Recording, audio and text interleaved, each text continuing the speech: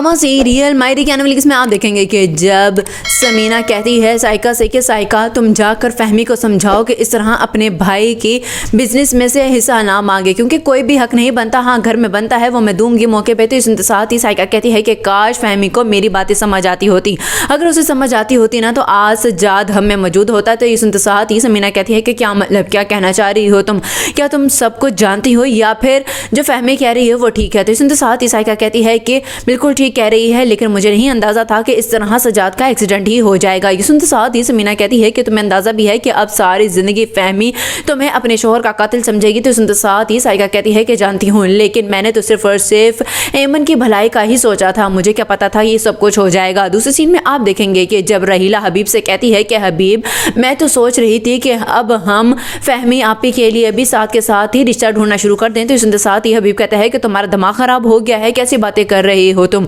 अभी सज्जाद को मरे हुए दिन ही कितने हुए हैं, फहमी तो अभी इद्दत में बैठी है और तुम उसकी दूसरी शादी की बात कर रही हो। तो सुनते साथ ही रहीला कहती है कि कुछ सोचें, अगर हम फहमी की दूसरी शादी नहीं करवाते ना तो एमन के साथ साथ हमें फहमी का भी बोझ उठाना होगा। अच्छा है शादी होगी निकल जाएगी तो हमारे सर पर नहीं मुसल्लत रहेगी। सुनते साथ ही हबीब कहता है कि क्या तो तुम बिल्कुल ठीक रही हो, लेकिन ये बात कौन कैसे करेगा और इस घर में रिश्ता कैसे आएगा।